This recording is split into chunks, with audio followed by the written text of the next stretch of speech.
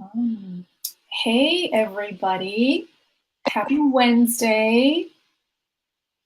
Thank you guys for being here. I'm not able to see very easily who's here or who's writing the comments. So it might take me a little while. I have to kind of flip back and forth between Facebook and the broadcast studio to figure out who's saying what. So bear with us. We've got Jamie here from Kentucky. Nice and early on a Wednesday morning. Well, I guess it's not that early. It's a pretty reasonable time to be up and at 'em. Yeah, for sure. So, Jamie, thank you for being here. We're just going to give it a couple of minutes for people to join. I know we've got 4 people here now. So, guys, if you're here watching, let us know who's here. And say hi. Let us know where you're tuning in from. We're just going to give it a couple of minutes to let people join. We've got 5, 6 people in now. Awesome. So we've got Jamie here from Kentucky, who is a virtual assistant, and she's built her virtual assistant business while Cassandra's saying, so proud of you, Jamie, watching from, I'm guessing that's West Virginia. She lives in West Virginia. Awesome. Thank you, Cassandra, for being here. So, Jamie, thank you so much for agreeing to come and share your story with us. You've built a successful virtual assistant business while working full-time and while raising 3 amazing kiddos, which is in itself is a feat. So really, I think we'd all love to hear how you made it work. Like, how did you get started? How did you hear about virtual assistant work?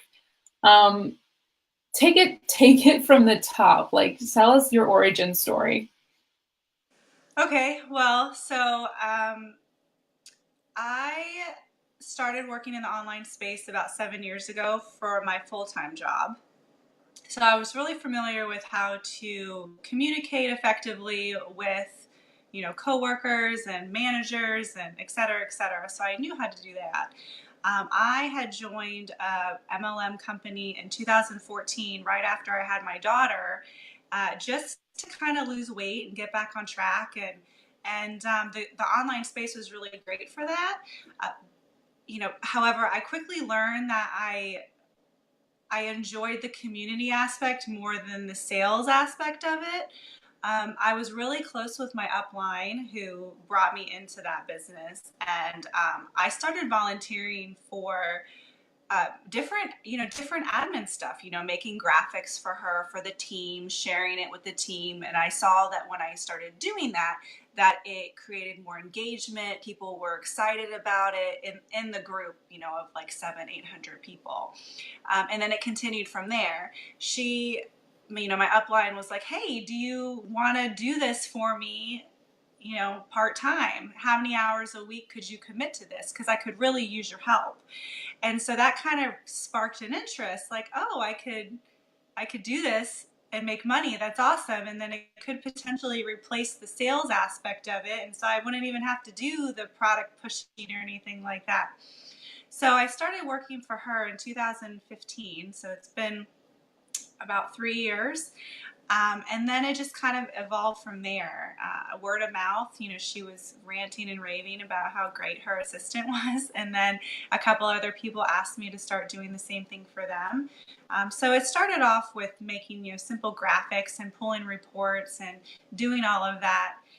Into now I have some clients who are asking me for, strategy ideas, for email blasts, for online research, and I mean, the possibilities are endless. So you started off working in MLM, Right. and you kind of got familiar with that space. You were working it. You were selling products. And sorry, maybe I missed this part. So how is it that your upline started asking you for help? Like, how did they approach you about assisting them in their business? Well, I kind of volunteered for it too. Like I saw the graphics that she was making, and I'm like, hey, I could do this for you and just make it prettier. And she's like, okay, go for it. And then she saw the quality of the work, and then decided that, hey, do you want to just do this for me so I don't have to do it myself, and then go from there. Okay, so you were in a really great position because when you kind of felt, it sounds like you kind of fell into it. It's not like you had this kind of intention, like, I'm going to be a virtual assistant, I'm going to quit my day job. Right, It right. kind of happened naturally, like organically. Exactly. And, my husband has encouraged me from 2015 to really pursue this venture instead of the product side of it. So I did have like a little bird, my husband in my ear telling me like, hey, Jamie, you're really good at this. Just keep offering, keep asking people if they need help. And then, and that's kind of how I evolved to having more clients now. Yeah, because you're in a way you were really lucky because you already had kind of that network around you, the people that you were already working with, Right. to uh, kind of poach, not poach, but like really kind of bring in on as clients. Right. How The word of mouth is great. When you have someone that will refer you, that's credible. If you have a friend that will vouch for your services, that speaks volumes to have that good testimonial. Mhm, absolutely. And how did you learn the skills that really helped them, like the graphics that you were doing for them? Was it from your day job, did you say? It wasn't for my current day job. Mhm. Back in another lifetime, I worked in strategy for a local cable company at the regional level. So I have I had and have, I guess I could say, experience in graphic, minimal graphic design, nothing super fancy, but ways to make things look good, different applications, different free websites that I use to create it. And it was really, for me now, what I do is I really talk with the client about their brand, and create a brand board for them. So I know their style and what they like and how to really, just create uniqueness for themselves, so they're not just a product of the company, they're their own person, their own business. Okay, so you're offering, it sounds like you're offering strategy as well as kind of doing the work. Right. And how did you get comfortable offering that strategy? Is it again from like the experience you had in that former job? It but kind of, and seeing, because I've had a variety of clients through these past 3 years, I have a feel I kind of know what works and what doesn't work, and knowing, and if you look into the personal development world at all, you'll Mhm. know that being yourself, nobody else can do that. So I really try to stress that to my clients, that just to be unique and be yourself, and you'll get results. Now, on the other side, if someone just wants me to do what they want me to do, I won't offer a strategy. But if they ask, like, hey, Jamie, what do you think of this? Do you think this looks good?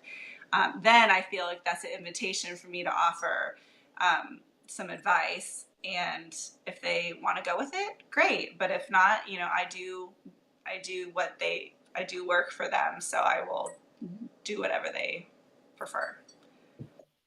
Guys, if you're watching and you have any questions, feel free to kind of write them in the comments, and we'll address them as we go. I know Sharon in New Jersey asked, "How did you get your first client?" And Jamie has addressed that question. I don't know, Sharon, if you heard it. You've probably heard it already, but Jamie was working in an MLM, and she started assisting her upline. So it's kind of like for anyone else who works in a corporate job or in an office, I guess it's kind of like working with like offering your services to your team. Um, so you didn't actually physically have to go searching for clients or pitch anybody. There were people already in your network. Mm-hmm. And this is what I stress all the time in the group and in all my teachings is just reach out to your network. These are the people who know you, who trust you, and who can vouch for you. And you already have that relationship with them, Jamie. So it's like it's taking that step and that hurdle of kind of trying to sell yourself because you had already proved yourself. Um, in how you were working with them. So definitely reach out to your network first. That is the best and easiest way to get like your first clients, I think. And really, it kind of took off from there because the word of mouth spread. Your clients were able to vouch for you and refer you. And that's like kind of the best way to get clients, I think. Sharon is also asking, do you charge more for strategy than regular VA work? I do. I do. Yes. Now, when I first started, I did not realize my worth, and I definitely charged under what I should. And my husband, he encouraged me like crazy to understand that and to charge what I'm worth and charge just the average, if not more, of what an assistant would make. Now I have different packages, so the packages vary on the prices. So it really just depends on what the client is looking for, and they can choose what package they prefer. When we go over our first call and we talk about what they want to hire on as, and strategies included in one of them. And then if they don't get it and then they realize they want to, of course they can upgrade. So really just I give all the information up front within the contract terms, and then it's their decision of what they want. And you're working mostly with MLM clients, is that right? Yeah, the network marketing clients. Yes, I do. I work with a few different companies, and then I have in the past worked for a small IT company, following up with clients and working in a CRM, which is a contact resolution or contact resolution management software, and then I've also I just started working with an accountant. So handling the QuickBooks accounts for this client. So, but yeah, the majority of my customers are working in a network marketing space. Okay. And do you feel like that puts you at an advantage sort of in the fact that you're specializing in a specific industry? I do, because I've joined several MLMs myself. I understand the commission structures and how to build, what it needs to do, what you need to do in order to be successful in those businesses. So I think that does separate me from someone who has, no experience in that online space, for sure. Have you ever thought of kind of working with other types of clients? Yeah, I have, and I'm kind of dabbling in the accountant side of it. It just, we'll see how it goes, and then I'm not against working for people that are not in that space, for sure. And how are you currently getting your clients? Is it just word of mouth, or are you doing something else as well? It is word of mouth. I did recently launch my website. I do have a LinkedIn page that I respond to some job listings, and then I have a profile on Upwork. So I have looked at some jobs on that website as well. But mostly it's word of mouth. Okay. So you don't kind of actively sort of market yourself like through social media or any sort of outbound marketing tactics? I share some Facebook posts. I am in the near future going to do some Facebook ads, but no, I haven't dove into that thus far. Someone's asking, can you list your website? The website is jamiewissinger.com. Am I saying your last name right? Wissinger? Wissinger, like tiger, yeah. Okay. Wissinger. Yep. I wonder if I can put it in the comments on Facebook right now. I'm just going to type it here.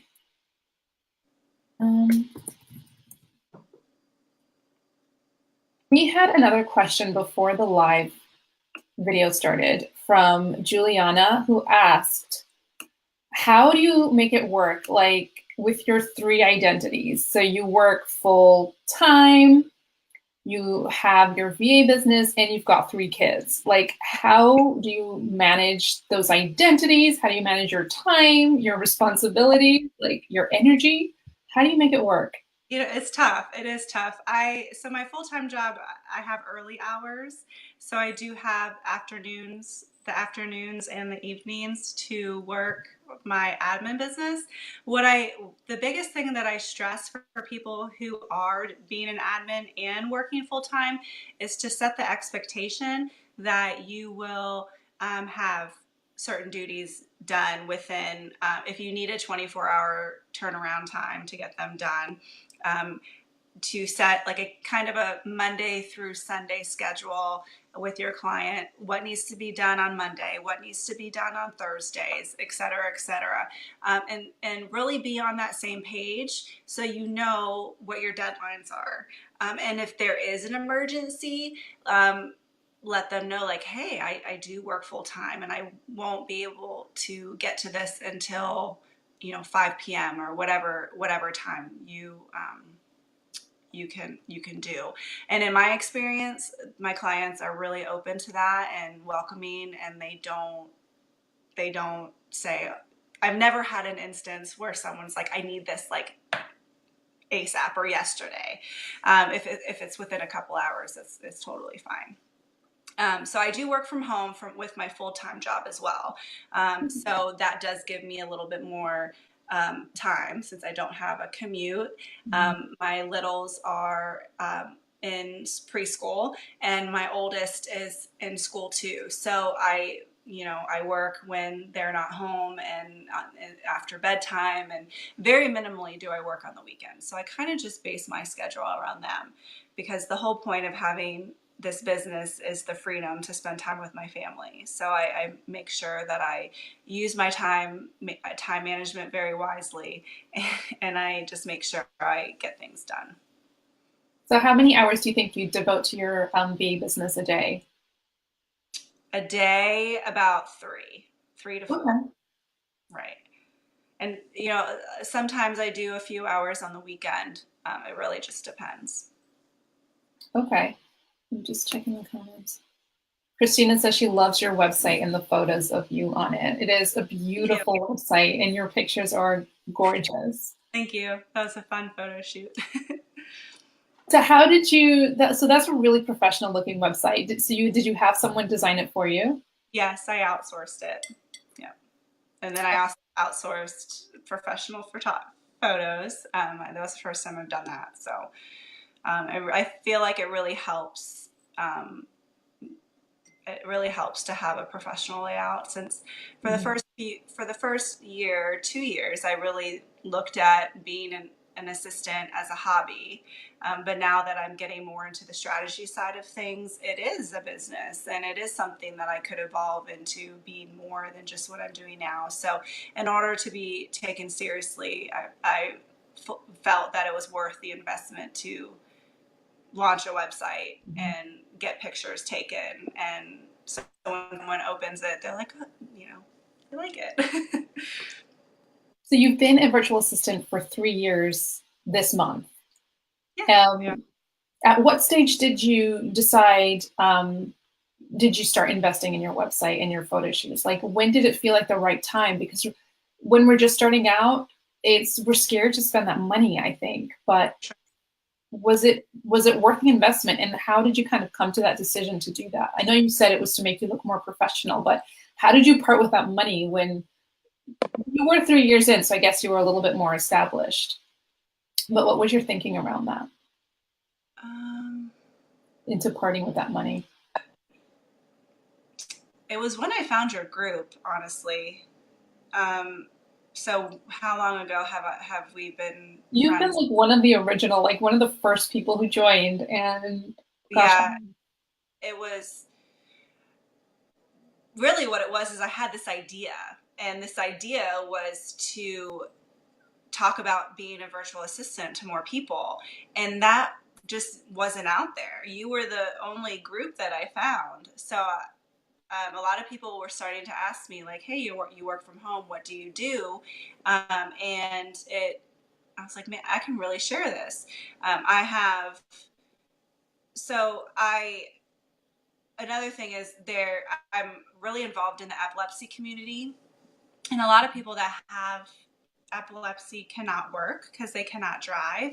So that is still in the works for me, but I want to share that you can work from home, and don't have to drive, because you can make an income from home, and that's really where it started. So I think it's been, how long has it been? 4 to 5 months, maybe longer. Yeah, something like Yeah, that. yeah. So everything is still kind of, you know, evolving and unfolding, I guess is the better word. But yeah, so it wasn't until recently. I feel like because I do have a full-time job still, my ambition and my motivation to launch something bigger than me is it's kind of been slow moving. But now I think it's starting to, I mean, I still have my full-time job, but I feel like it's my desire to make this bigger than myself it's just growing.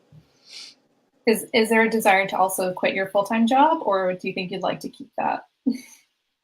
It is scary. I'm not sure. I can't answer that right now. Okay. I think if I wasn't already working from home and had the commute and had the time away from my kids and all of that, then my answer would be yes, definitely. But because I am blessed to be able to work from home already, um, I'm comfortable, which is could be a negative thing. But yeah. I think that's fine. If you enjoy the work that you're doing and you get to do it from a space that you're comfortable with, it's wonderful that you get to kind of build both at the same time and still have time for your kids and to look after yourself and to share awareness about epilepsy. Like there's so many different things that you're involved with, but you're making it work. Um, oh, this is a really good question. What are some of the favorite tools that you use? And I wanted to ask this when you were talking about your clients and setting expectations. How do you manage projects and communications with clients? What are your favorite tools? So I use Asana Mhm. for myself, for my personal business. I have different projects for each client, and that really is the communication key. So you can set it up where you can get emails every time there's something new, or you can get your app can notify you, and it's something that you can work from your phone through the app, and you can have on your desktop, which is huge for me because I work most of my business on my computer. For me, I just prefer it. Some people can work from their phone nonstop, but yeah. So number one is Asana, and number two is to edit graphics. I have a business account with Canva and then with Picmonkey. So I use those two, and I do recommend upgrading Mm. to their business. It's worth it. You can incorporate the fee into your packages as well if that's something that you're concerned about spending. I think it's $10 a month, and then I think Picmonkey is like $30 a year. So if you're using it every single day, multiple times a day, I believe that will help you make really awesome graphics. Um, and you can also create different folders and portfolios for each of your clients too, to stay organized with those websites. It's interesting that you have PicMonkey as well. How do you think PicMonkey differs to Canva? I like Or- because you can really edit pictures, like JPEGs that you upload. You can Mhm. edit the way they look, so you can just make them look like circles or squares and fit them into the designs in Canva. So I pretty much use both of them together. So I start with Picmonkey to edit the photo the way I want. Like if it's a photo of me, like I can make it, instead of a square, I can make it a circle, and then I can import it into Canva into the template I want. Okay. Somebody was asking, how do you spell Asana? So Kelly, I've just put that in the, was that the one that you were asking about? Could you spell the first app? Asana. Yeah, ASANA. Yeah. Yeah. Um, are there any other tools that you couldn't live without? I love Streak. So a lot of my Mm. clients ask me what they can use to keep in contact with their customers and to just what they can do. And there's so many different platforms out there that you can subscribe to, that you can have notify you of like, hey, these are the people I need to contact with today. Depending on what your goals are, you can also have things that reverse engineer your goals. So I am a firm believer in Streak though, because if you already have a Gmail account, which the majority of people do, you can incorporate Streak really simple, and it's free, and you can do everything that the other platforms can do, but it's free. So you can, and you with Streak you can go in and you can draft emails. You can save them and you can use them later. You can put people in different categories. You can. It's amazing. So I always encourage my clients to set up a Streak account, and I can do that for them too. Is I import their customer list or their whatever list they have, and then it really streamlines the communication process. Now, some people don't prefer it, but I encourage the setup and to try it. And Google's really good at giving tutorials, so if you're confused on how to use it, you get help right away. I've like stopped and started with streaks so many times. Like you said, like I love the idea of being able to manage your communications and like it's kind of set up like in a pipeline kind of way. So it's like I guess depending on what you want to do, there's like different templates aren't there for like what you want, like to manage leads, to do CRM. Yeah, it's But a I haven't like really kind of dug deep into it, so I haven't really made it work for me yet. But I think it sounds like such a useful tool. right. Well, a lot of my clients use Google Forms. And then the Google Forms, it turns into Google Spreadsheets, which you can directly import into Streak. So all those different softwares, programs that you use, they just all work really, really well together. Oh, amazing. I didn't know that. I didn't know you could import. That makes sense because they're like both Google products, but you could kind of like automatically move people from a Google Sheet into your Streak. Hmm. That sounds pretty cool. Yeah, in my past job, I was a big Excel nerd. I love Excel. I love spreadsheets. I love doing all that. And that is the number one thing that people do not like doing. So if that's another thing you asked me, what makes me different, I suppose. So what I recommend to anybody is if you find that weird thing that you love doing, which for me is spreadsheets, Mhm. share that, because 9 times out of 10 someone does not like doing it either, and they'll gladly hand that over to you. Yes, that's such a good point. I found it really funny as well because um, I was amazed how many people I came across who didn't like writing, who didn't know how to write properly or effectively. They just didn't like writing. And I'm like, how could you not know how to write? And I guess for me, I just felt like everybody knew how to do that and how to write an email newsletter. And I love to write. So I just couldn't believe that people would pay me to write like a really simple blog post for them. And that is like what you said, just find those people who hate doing what you love doing and just say, hey, I'll work for you, I'll do that for you. It's like solving that problem, isn't it, for them? Exactly. And conversely, I do not like writing blog posts. So, there's two sides to every stone. So Yeah. I would be very happy to delegate you know my Yeah. blog post to someone. So Yeah. there's It's like yeah. too. Because you just think like, why would anyone pay me to do this? But you don't know how many people actually are out there who hate doing what you love to do. So yeah, try to find those people and help them out. Or on the other side too is that they know how to do it, but they don't Mm, want to delegate 2 hours of their week to doing. mm, They would much rather use it to get leads or whatever else to build their business. So exactly. just because people know how to do it doesn't mean they want to. They just need to learn how to delegate it. And if you offer that, then it'll happen. Yeah, because their time is like really valuable to them. Like they need to be in their zone of genius so that they can really move their business forward.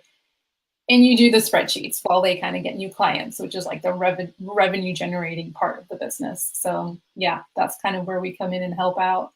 Mm-hmm. Somebody's just said, I have Asana. I tried to do a complete VA multi-services. Very hard to find team members. I mainly do answering services and social media services. Davida. Okay. What do you mean it's very hard to find team members? Do you mean like virtual assistants to subcontract to? I'm sure there's lots of people in this group who you might be able to reach out to. Just saying. Yeah, yeah, I use Asana for me and the client. I don't use it for any other virtual admins. If I do, they have their own project. So the point for me, the point of the project isn't to get new clients; it's for clients that I already have a relationship with. Mm-hmm. I don't Do know. you find it easy to kind of bring them into Asana? Because sometimes clients have, I think you just said this, and I was reading something, so you may have just said this, that clients have their own systems and they're kind of really reluctant to like go into Asana and get set up there. Yeah, I've had some hesitation, but what I do is I just have them have that email alert. So when they open it, it's a website and not an app. Uh, Mm. so they can see it that way, and they'll just get the email and see that the task was complete, or I have a message. And if they don't want to use Asana to message, then they'll send me a Facebook message or send me a text. That's one of the things that I offer is 24-hour communication, so they have access to my cell phone, email, Facebook, multiple ways of getting in contact with me.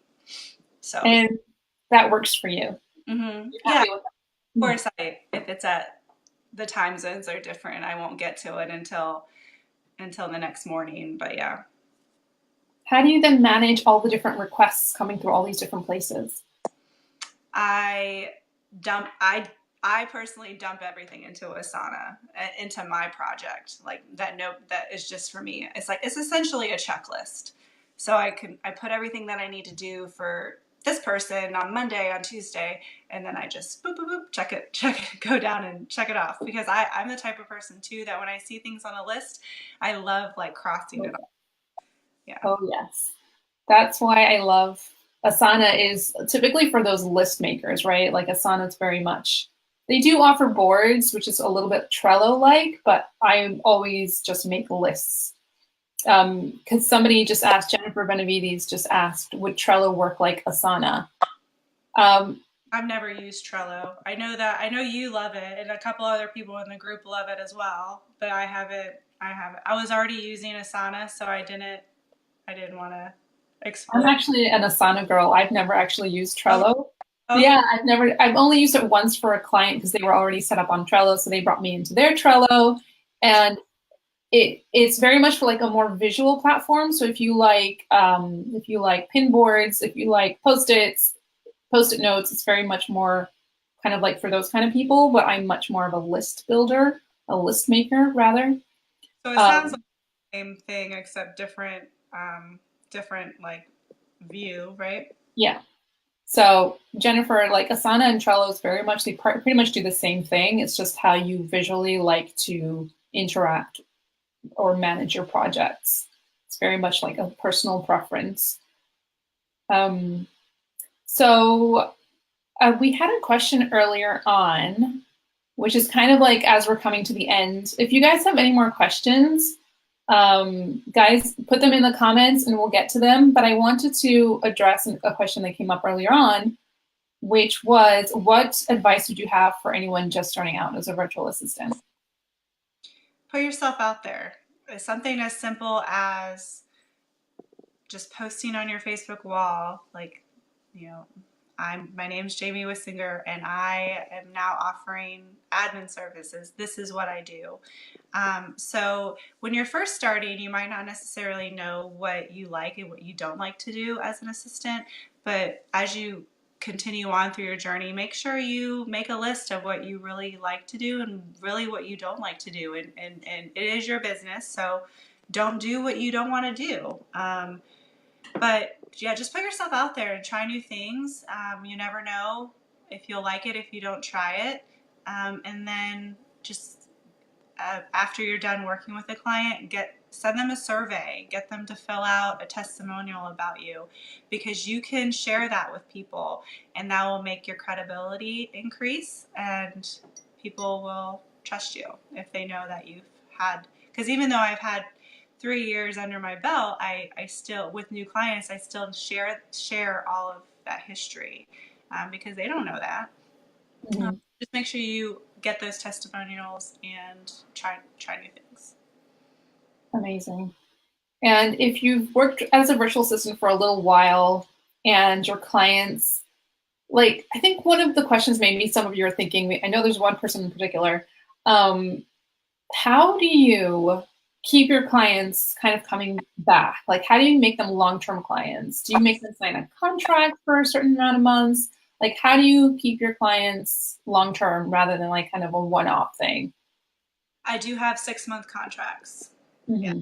And Okay. then have different rates too. So if they like pay monthly versus weekly, there's discounts included in that. So, um, yeah, I have that. And then just I feel like if you are showing them value, if their productivity is increasing, if their revenue and profits increasing once your services have started, then they're going to hire you again. And if they and if they don't for whatever reason, and realize how much you've done, because again, with being an assistant, it's all about showing your value. Um, they'll call you back once you stop doing stuff for them, and then they realize, oh man, you've really done so much for me. I do need your help. You are worth it. Um, but Do you think there's anything that you do that really enhances your client experience? the one thing that I do, as simple as it is send happy birthday messages Oh, to friends lists on Facebook. I do that not for every client, but a few of them. And that's something simple that engages them, that starts the conversation. Because a lot of time in person, I like to just pretend like I'm talking to you in person. One of the main questions is, hey, what do you do for work? And then that's the opening that says, oh yeah, I work online, and I'm an assistant and I help people. So oh, so you send birthday messages to all your friends? yeah, and I do that for my clients as And well. oh, I see. So you kind of like spark up conversations with people that you don't necessarily keep in touch with regularly. Hmm. Yeah. That's pretty cool. That's a pretty cool, neat trick. Yeah, that's the simplest thing, because Facebook already tells you whose birthday it is. It's relatively simple, but you don't really think of doing that unless they're No. your best, want to shout or sing happy birthday. But everybody loves a happy birthday message, so it's Yeah. innocent, but it gets the conversation going, and then you can do Wait, it. is it a private message or do you post it on their wall? But private message. Yes. Oh, that's such a good tip. Because that's what I always talk about, like reaching out to your kind of Facebook friends and kind of saying, this is what I do now. And do you know anybody who might need these services? But like the way you're doing it is kind of a really natural way of kind of bringing that up in conversation. Right. And and yeah, exactly. So it works both ends of the spectrum. I do it for myself to share, because with Facebook, the algorithms are so tricky, but it's known that the more you message someone, the more they'll show up in your feed. Mhm. So even if you don't tell them, hey, I'm an assistant looking for more clients, as if you post it on your page, it will show up as like after you talk to them, and they'll see that. So like retargeting. exactly. Facebook's really about the community, and if you talk to them through message, then they will show you that person's feed. So that is a really good tip, guys. So If, yeah, I'm about not spamming people, mm-hmm. making sure you're authentic with your communication, and treat people behind the screen like you would treat people face to face, like that you are, just make it very personable, and then it will organically evolve on how you want it to. Sorry, my dog is walking. You hear her, but she's... That's a great tip. Jennifer loves that tip. Wonderful tip to get a little bit of extra exposure, get those conversations going, and it's like, yes, what you said before about what you said, like showing up and like telling everybody what you do. Right. And yeah, just sharing it with people. Authentic, yes. And that's so interesting. I don't know who said that's so interesting. I don't see the names of the comments. Well, so to piggyback on that, I've been an assistant for 3 years, like I said, but I posted on my wall yesterday about this call today, and I had over 100 likes, and then I had about 20, 30 messages and comments of people, one, not knowing that I'm an assistant. So that shows that my reach isn't my whole, my whole audience on Facebook. And two, it shows that a lot of people are interested in hiring an assistant or becoming an assistant themselves. So, just because I've been doing this for a while doesn't mean I've tapped out my warm market, and that's exciting. So, again, sharing it on sending messages and sharing it on your social media is so important. So important, and do it a lot and do it often, because we kind of think that we're spamming people when we do that, but we're not. I don't think we are, because the number of people who actually see that one post is so few. So each time you post, another set of people will see it, and then another set of people will see it, so that you're covering like different groups of people. It's not like they're all seeing the same thing every time. Different groups of people see different things. So you want to make sure that you're catching everybody. So I totally encourage everybody to share value, share what you do, just be interesting, be helpful, and yeah, just talk about it. Yeah, and be you. Don't do something just because someone else is doing it and it worked for them. Because if someone truly knows you and you post something that you normally wouldn't post, they're going to be like, hold on a second. Yeah. Amy, I know. But yeah. And if someone does see that post twice, it might just like spark an interest. Like, oh yeah, she is a virtual assistant, or I saw that before, but I didn't pay any attention to it, and they might pay attention to it the second time. So I 100% would not worry about being spammy if you're sharing from the heart and just making it your own words, for sure. I think, and it's oh, what was I going to say? You're doing this on your personal Facebook page, right? Not like your business page. Right. Yesterday I shared on my personal page. This morning I shared on my business page saying I was hopping on a call, and I'm excited to share my journey with over 800 women, because that's how many people are in your group. Yeah. It was as simple as that. I'm excited to share my journey with these women. Wish me luck. So it wasn't spammy, it wasn't salesy, it wasn't hire me. It was just, I'm genuinely excited. Sorry, my dog's making an appearance. Yeah, hello. Yeah, you were just sharing your experience a little bit behind the scenes. You're not selling anything. You're not getting anyone to buy anything. You're just sharing your story, just as if you were like traveling to Alaska and you were sharing your trip to Alaska. Right. So Jennifer asked, so when you send those messages to the happy birthday messages, are they GIFs, text, or graphic messages, like images? It depends. It depends on, for me, I love GIFs. But some clients, if they don't like it, I definitely do not do voice messages for clients because I am not their voice. I am a big fan of voice messages for myself though. But yeah, it depends on your personality. If you normally send GIFs to your friends, then send GIFs to the happy birthday people. Good advice. Sharon's asking, can you give us a link to your Facebook page? Do you mean like her personal Facebook page or her business page? It should be facebook.com/JW services, I think, or JWVA services. Gonna JWVA services. I'm gonna try that and see if it works. Yeah, it's JWVA services.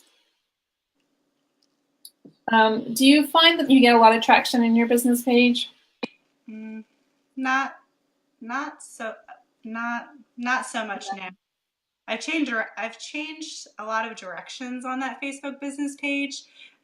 So now within the past few months, I've really designated it as an admin site. But prior to that, it was more of a hodgepodge of my life, my family, the products I use, the epilepsy community. So it was kind of all over the place. So not really right now. I have more engagement on Instagram for sure. Instagram is one of my favorites. Favorite tools. Awesome. I know many people in this group are interested to learn how to use Instagram to build brand awareness and get clients. Do you get any kind of clients or requests from Instagram? Not yet. I have a lot of requests from the epilepsy community, and as I mentioned before in this call, that's my target audience to share with them on how to become an assistant. So it's evolving. I don't want to say definitely not, but just not yet. Do you find it's easy to find content to share on Instagram? Yeah. I'm just, Ineka's asking what your handle is. It's just Jamie Wissinger, isn't it? Everything's my name, my full name. That's good. I think that's an important point to make. Like, make sure that all your handles and are the same across the board, just because you're easier to find on the social media platforms. I'm putting it in the chat, Ineka. Jamie Wissinger, yeah. That's Jamie's Instagram. I don't have it in front of me right now, but is it more personal content? Is it more business on Instagram? What do you find works for you? It's a mixture of assistant, epilepsy awareness, and personal. Okay. Cool. And you find that's where you get the most engagement. I find that too. That in the Facebook group, obviously. Right. But obviously, Facebook is not for clients. Amazing. Does anybody have any more questions for Jamie as we wrap this up? Jamie, are there any other tips you want to share with us? I just don't compare yourself to anybody else. If that's the biggest advice I can give. I know a lot of people shout that from the rooftops, but it is so important. You really can't look at what someone else does as an assistant and compare it to what you do, because we're not you and you're not them. So just make sure it's your journey. Just do it the way you want. And the comparison game it can get so awful. So just try not to do that and just go for it. Amazing. Thank you so much. And I think we've already shared all the places that people can find you. We've shared your website, which is jamiewissinger.com. We've shared your Instagram, which is jamiewissinger.com, your Facebook page. Is there any other way that we can keep in touch with you or reach you? I think that's it. I think we covered it. Yeah. So if nobody has any other questions, I think we might just say thank you to Jamie for joining and sharing your journey with us. I really love how you've kind of claimed your industry. Like you work with MLM and you're also kind of working with people who suffer with epilepsy to help them start working from home. So you've really kind of identified your brand and you're really making it work like that. So you can kind of forge on ahead and share your message. And I just love that you're kind of in that place and you can only kind of, yeah, make it better and really make it work for you. So that's great. That's amazing. Thank you. Thank you guys. Thank you guys for joining and go follow Jamie. She's amazing. Bye guys. Bye.